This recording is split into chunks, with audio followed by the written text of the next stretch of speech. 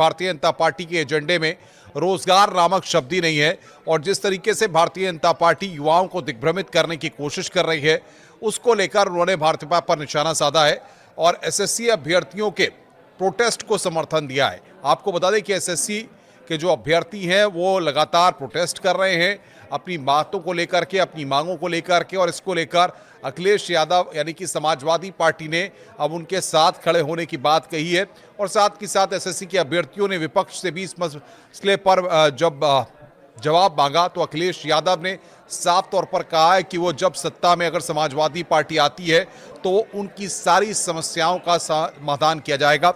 आपको बता दें कि आरोप लगाया कि नौकरी पर उन्होंने अपनी बात रखी थी, साथ ही अपनी मांग को लेकर कार्मिक एवं प्रशिक्षण का विभाग कार्यालय डीओपीटी के पास जमा हुए थे और इसको लेकर अखिलेश यादव ने यहां पर निशाना साधा है।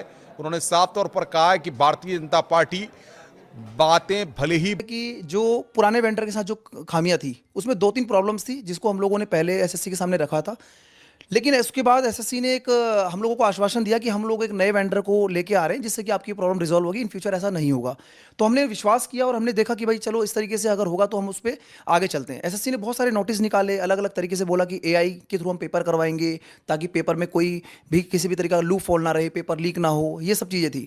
लेकिन अभी जो एसएससी ने किया इस बार, जिस लोगों को इन्होंने हो जाए, उनका एग्जाम सही से हो, उनको लाइफ में सिक्योरिटी मिले और वो इस तरीके से परेशान ना हो, बस इतनी हमारी डिमांड है।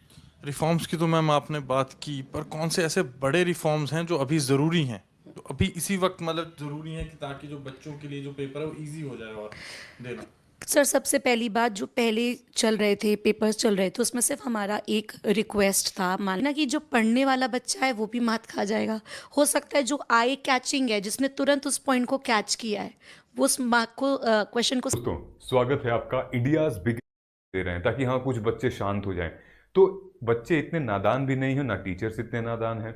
ऑलराइट, अच्छा, दूसरी चीज क्या, ये जो पूरा का पूरा एग्जाम की प्रक्रिया है जिसके बारे में ये पूरा घोटाला हुआ है, जो पूरा मतलब एक नेग्लिजेंस हुआ है, घोर नेग्लिजेंस। गलत मारा जा रहा है सर, गलत मारा जा रहा है सर। जो टीचर्स अपनी बात रखने आए थे उनको उठा करके ले जाया गया। On the spot centre change किया है इन लोगों ने। 3 लाख करोड़ का घोटाला है इसी सेंटर पे 3 दिन से ऐसा ही चल रहा है जब तक हमारे साथी टीचर्स नहीं। चीटिंग की आशंका जताई जा रही है। उसके ऊपर गुजरात में अब तक के सबसे ज्यादा क्वालिफायर्स हैं, 300 कैंडिडेट्स एक साथ क्वालिफाई कर जाते हैं। तो स्टूडेंट्स ने एग्जाम ठीक से ना करवाने की, और उसके ऊपर गुजरात अखबार में उसमें एक पेपर में लीक की खबर को भी याद किया।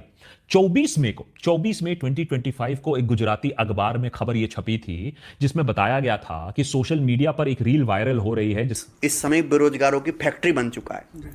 हमारे देश में सबसे ज्यादा युवा है। कोई देश तभी सबसे ज्यादा तरक्की करता है जब उसका युवा का सही तरीके से यूटिलाइजेशन किया जाए।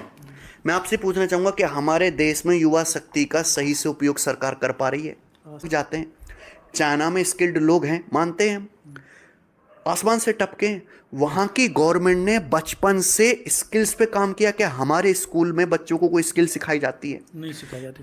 कॉलेज में केवल डिग्रियां बांटी जाती हैं या डिग्रियां खरीदी बेची जाती हैं। इसी को लेकर जो प्रोटेस्ट पिछले उम्मीद है कि वो एग्जाम निकाल लेगा, बट यहाँ तो सिर्फ लॉटरी हो गई है। जो संघर्ष की आपने बात की वो फॉर्म भरने के साथ शुरू हो जाता है कि आपका आधार ऑथेंटिकेट नहीं हो पा रहा है, कौन जिम्मेदार है बताइए।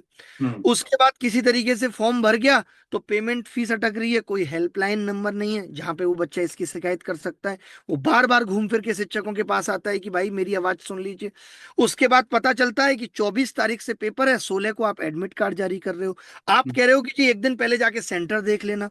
वो एक दिन पहले सेंटर देख भी रहा है, आप रात के 1 बजे